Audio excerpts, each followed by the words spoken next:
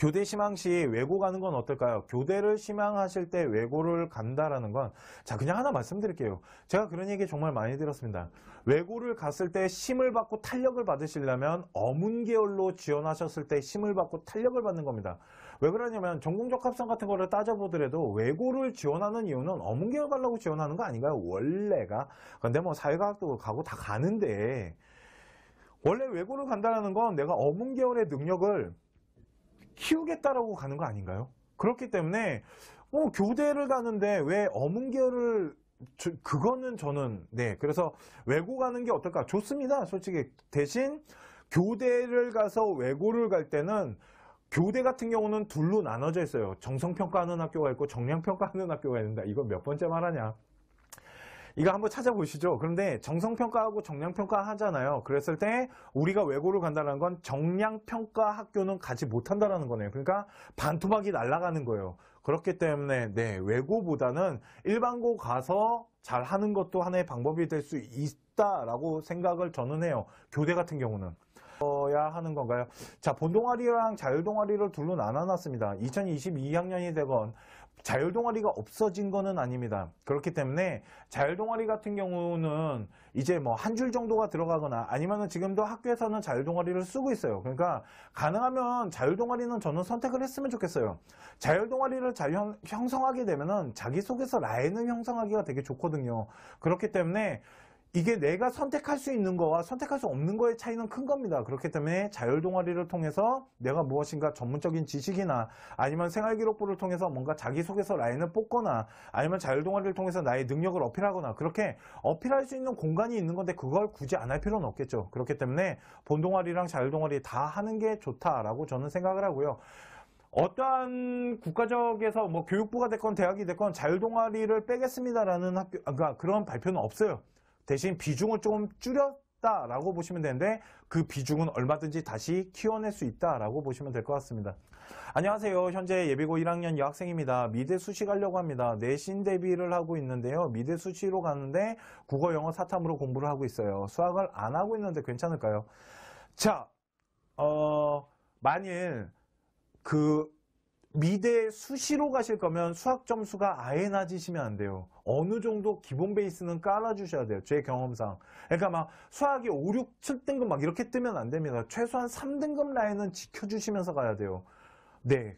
이게 이제 미대 수시를 준비할 때는 왜 그러냐면 이게 저희가 이제 미대 수시를 준비를 해보면서 느끼는 거지만 실기를 안 보겠다는 건 아예 진짜 학업적인 부분을 진짜 보겠다라는 겁니다. 뽑아놓고 미술은 가르칠 테니까 똑똑한 아이 뽑겠다라는 기준이거든요. 그렇기 때문에 수학이 아예 바닥을 치고 있으시면 안 되고 어느 정도는 지키셔야 돼요. 대신 수능 공부는 안 시키셔도 되겠네요.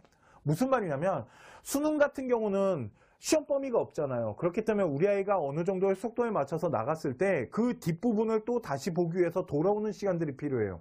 대신 만약 우리가 미대 수시를 준비한다면 수학 가지고 우리가 수능을 볼 건 아니잖아요. 그렇기 때문에 속도에 맞춰서 나가시기만 하면 돼요. 뒷부분 다 까먹어도 상관없다라는 거죠. 왜 그러면 학교 내신만 잘하면 되기 때문에. 그래서 수학 공부하는 방법이 좀 틀리다. 대신 아예 바닥을 까시면 안 됩니다. 어느 정도 기본 베이스는 지키게끔 하셔야지 미대도 어느 정도 상위권 대학교로 집어넣으실 수 있으세요. 그러니까 수학을 아예 바닥만 안 까시면 됩니다. 여태 저희 경험상 3등급 정도니까 홍대 빼고요. 서울대랑 홍대 빼고요. 3등급 정도니까 어느 정도 비실기로도 네, 준비가 되더라는 거네요.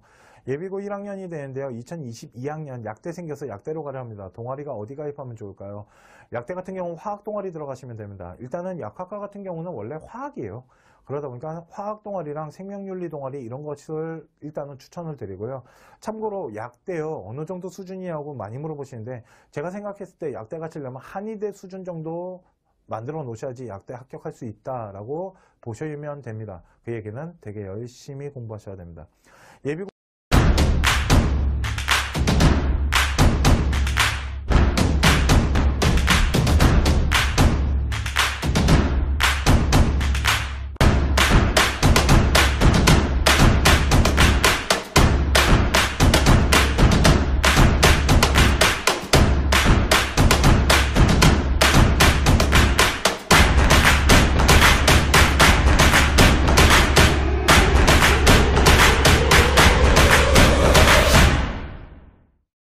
학종 내신 반영하는 거 표준 편차로 계산하는 거 맞나요? 네, 맞습니다.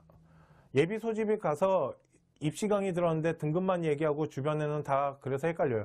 이게 내신 등급만 말해요, 원래. 네.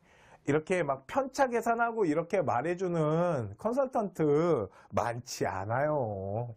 다 내신 등급 갖고 해요. 그래서 만일 뭐 A라는 대학교가 합격선이 봤더니 뭐 2등급이 평균이더라. 그러면 우리 아이 내신 등급 2등급 안 되면 절대 못 갑니다라고 말하잖아요. 그렇지 않아요.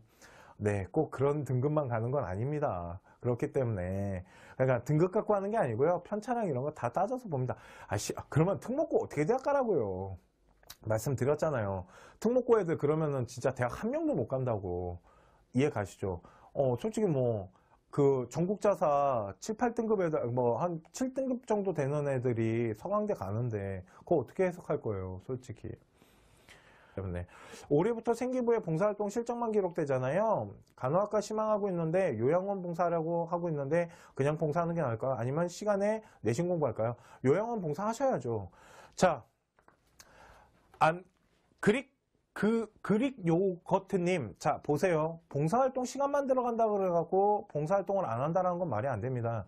시간이 들어가면 그 시간을 가지고 어디다가 쓰면 되잖아요. 제가 두 가지 말씀드렸죠. 간호학과 같은 경우는 그런 요양원 활동했잖아요. 그러면 그걸 자기소개서에다가 쓰시면 좋아요. 간호학과 같은 경우는 그래요. 왜 그러냐면 간호학과에서 중요시하는 게 첫 번째는 학업적인 부분에 뭐 수학이나 과학도 중요하지만 영어 되게 중요하다고 말씀드렸잖아요. 그러니까 영어 공부도 되게 많이 하셔야 되고요. 동아리도 영어 동아리 하라고 말씀드립니다. 간호학과 같은 경우는 이런 과학 생명 동아리가 아니고. 두 번째는 뭐냐면요. 요양원을 갔다 왔어요. 그러면 요양원에서 환자들을 본 거잖아요.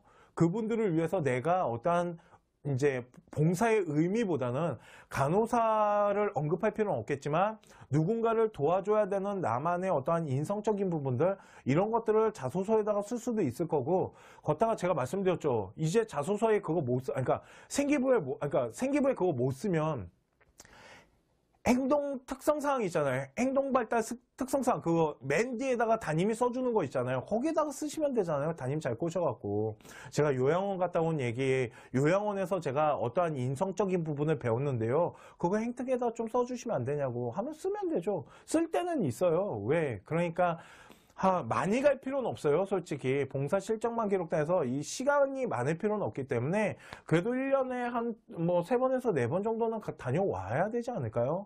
간호사가 꿈이시면 네, 하여튼 그렇습니다. 그러니까 갔다 오셨으면 좋겠네요. 오늘이